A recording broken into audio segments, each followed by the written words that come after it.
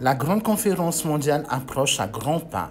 Nous invitons tous nos membres et délégués à se préparer activement pour cet événement majeur. Suivez attentivement les directives de préparation comme illustrées dans la vidéo qui suit. Ensemble, faisons de cette conférence un succès.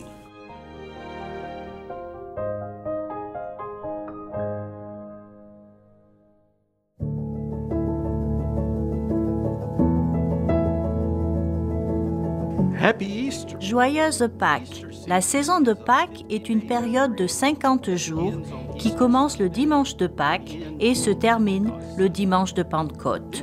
Cette année, alors que nous traversons la saison de Pâques, nous entamons également le compte à rebours de 40 jours jusqu'à la conférence mondiale de 2025. Nous invitons l'Église à un temps de réflexion, de renouveau et de croissance spirituelle alors que nous explorons l'espoir que nous apporte le Christ ressuscité et que nous nous préparons à nous réunir pour une conférence mondiale historique.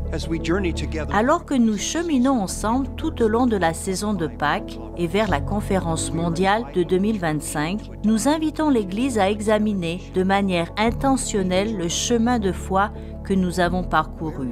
Où l'Esprit nous a-t-il conduits? Où l'Esprit nous conduit-il maintenant? La période qui s'est écoulée depuis la conférence mondiale de 2023 a été remplie de défis et de moments difficiles et pourtant, à travers tout cela, nous avons senti la présence du Saint-Esprit nous guider vers l'avant.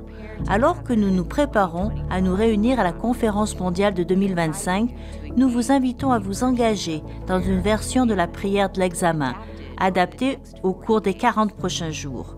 Cette ancienne pratique spirituelle sera divisée en 6 étapes au cours des 6 prochaines semaines. De plus, chaque jour, à travers le pain quotidien, il y aura d'autres pratiques spirituelles et des questions qui nous guideront dans notre préparation. La prière d'examen est une pratique de réflexion qui nous aide à discerner la présence et l'appel de Dieu dans nos vies. Elle comporte plusieurs étapes que nous décomposerons et repartirons tout au long de notre parcours de 40 jours au cours des 6 prochaines semaines. Nous vous invitons à tenir un journal de votre expérience.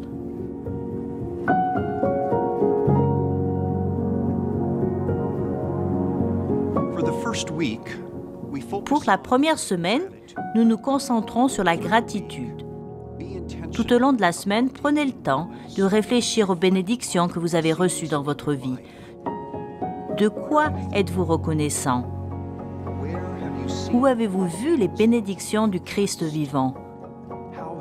Comment la grâce de Dieu a-t-elle touché votre vie? Vous pourriez noter vos pensées de gratitude dans un journal. Cela vous permettra de revenir en arrière et de vous souvenir des moments où vous avez éprouvé de la gratitude. Laissez la gratitude remplir votre cœur et guider vos actions alors que vous passez aux étapes suivantes.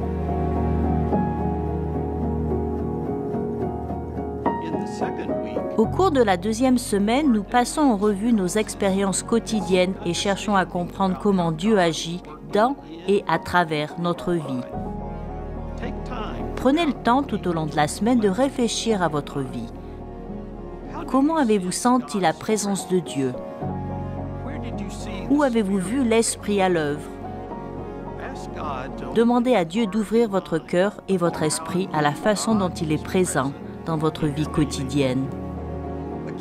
Encore une fois, vous pourriez noter vos observations sur les moments où vous voyez Dieu à l'œuvre dans et à travers votre vie, ou choisir une expérience vécue pendant la journée et laisser cette expérience vous apprendre quelque chose sur l'œuvre de Dieu dans votre vie et sur la façon dont vous y réagissez. Au cours de la troisième semaine, concentrez-vous sur vos sentiments. Quelles émotions avez-vous ressenties? Quand avez-vous éprouvé de la joie et de la tristesse? Comment vos émotions ont-elles influencé vos actions et vos décisions? Remarquez quand vous avez ressenti la présence de Dieu dans vos sentiments. Si vous tenez un journal, Notez ce que vous apprenez sur vos émotions. En reconnaissant nos émotions, nous pouvons mieux nous comprendre nous-mêmes et comprendre notre relation avec Dieu.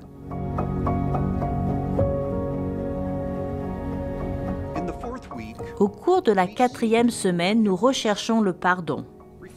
Réfléchissez au moment où vous avez échoué ou blessé les autres.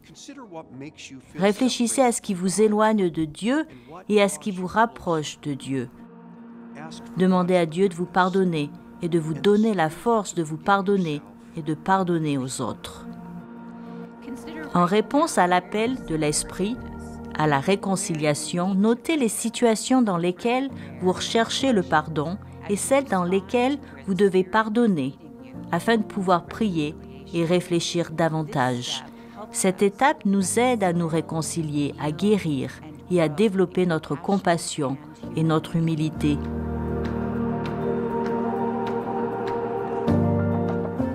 Alors que nous entrons dans la 5e semaine, concentrez-vous sur les possibilités que Dieu vous invite à concrétiser.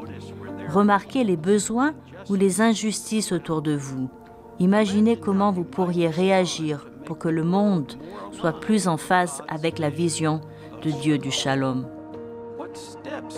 Quelles mesures pouvez-vous prendre pour vous aligner davantage sur la volonté de Dieu concernant la prochaine étape de foi que vous devez franchir? Que discernez-vous des opportunités de créer un avenir meilleur qui reflète la vision de Dieu du Shalom? Consacrez du temps pendant la journée à réfléchir à la manière dont vous pouvez aligner votre cœur et vos actions sur le cœur de Dieu, ce qui nous aide à vivre dans l'avenir que Dieu désire pour tous.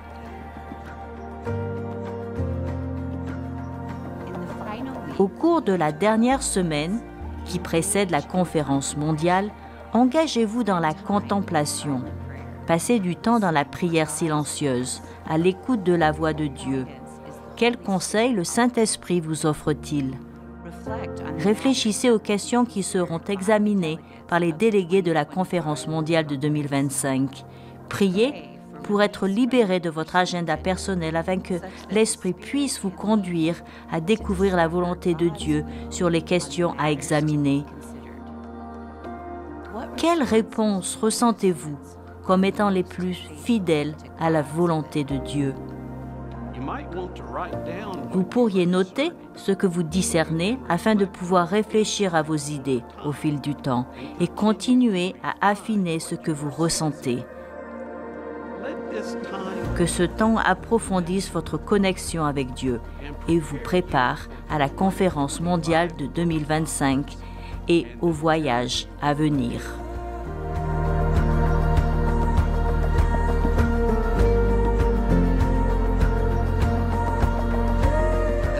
Alors que nous cheminons pendant ces 40 jours de préparation à la conférence mondiale de 2025, incarnons le message et la mission du Christ ressuscité de Pâques. Que cette pratique de l'examen et les pratiques des questions fournies par le pain quotidien enrichissent nos vies et ouvrent nos cœurs et nos esprits à une compréhension plus profonde de la direction que l'Esprit nous donne, tant individuellement que collectivement. Envisagez d'utiliser cette pratique de 40 jours, ainsi que les pratiques et les questions du pain quotidien en famille, avec un petit groupe ou un partenaire de prière. L'examen d'où nous avons été et où Dieu nous conduit est souvent enrichi par les pensées et les réflexions des autres. Ensemble, embarquons-nous dans ce voyage d'examen et de préparation avec un cœur et un esprit ouverts, prêts à être transformés par la grâce de Dieu et stimulés par l'espoir qui nous habite en tant que peuple de Pâques. Merci de vous joindre à nous et que le chemin de chacun soit béni. Nous nous réjouissons de nous retrouver en tant qu'Église mondiale lors de la conférence mondiale de 2025.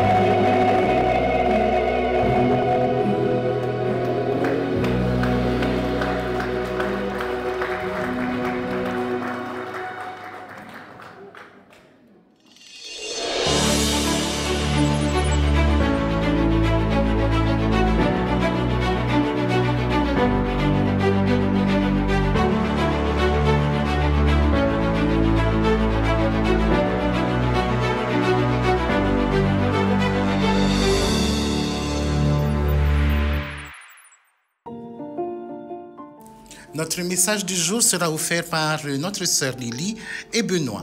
Et la thématique est tout simplement « Plus de faim, plus de soif ».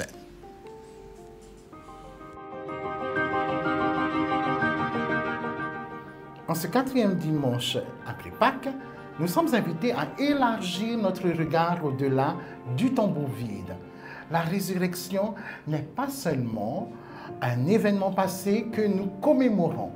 Elle est une puissante vivante qui transforme notre aujourd'hui et qui se dessine demain sans faim ni soif. Un demain où toutes larmes seront essuyées. Ils n'auront plus faim, ils n'auront plus soif.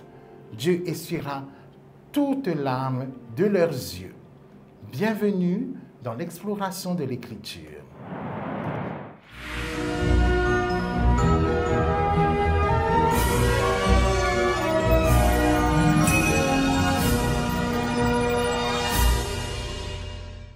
Quelle image forte et actuelle. Dans un monde où la faim physique touche encore des millions, où la soif spirituelle assèche tant de cœurs, où les larmes coulent devant les injustices, les guerres, les exclusions, l'Apocalypse ne nous propose pas une évasion, mais une vision, celle d'une humanité réconciliée, nourrie, désaltérée et consolée. En effet, rappelons-le, Jean, exilé à Patmos, reçoit cette vision grandiose. Une foule immense de toutes nations, tribus, peuples et langues, debout devant le trône et l'agneau. Quelle scène radicale pour son temps. Et pour le nôtre. Tout à fait. Là où les empires divisent, Dieu rassemble. Là où les murs sont dressés, Dieu ouvre des portes. Là où certains sont privés de table, Dieu invite tous à son festin. Cette foule n'est pas une abstraction, c'est l'image de la communauté que le Christ ressuscité est en train de former aujourd'hui. Une église sans frontières, une famille où chaque voix compte, où chaque larme trouve une main pour l'assécher. Mais attention, le trône devant lequel ils se tiennent est gouverné par un agneau, non pas par un lion dominateur. Oui, l'agneau immolé. Attends Benoît, peux-tu expliquer ce qu'est l'agneau immolé? Oui, avec joie. Voici une explication claire et simple. L'agneau immolé, c'est Jésus-Christ, le Fils de Dieu qui a donné sa vie pour sauver l'humanité. Dans la Bible, surtout dans le livre de l'Apocalypse, Jésus est souvent appelé l'agneau. Mais pourquoi? Alors, parce que dans la tradition juive, l'agneau était l'animal que l'on sacrifiait pour le pardon des péchés. Rappelle-toi, la Pâque. En Égypte, les Israélites ont mis le sang d'un agneau sur leurs portes et la mort est passée sans les toucher. De la même manière, Jésus est cet agneau parfait. En mourant sur la croix, il a versé son sang pour que le mal, le péché et la mort n'aient plus le dernier mot sur nos vies. Mais attention, bien qu'il soit mort, il est ressuscité. C'est pour cela qu'on parle d'agneau immolé, c'est-à-dire sacrifié, mais aussi vivant et glorieux aujourd'hui. Et donc, pour être clair, l'agneau immolé, c'est le Christ qui a triomphé non pas par la violence, mais par l'amour, offert jusqu'au bout. Exactement. C'est très important de faire la différence, pas par la violence, mais par l'amour.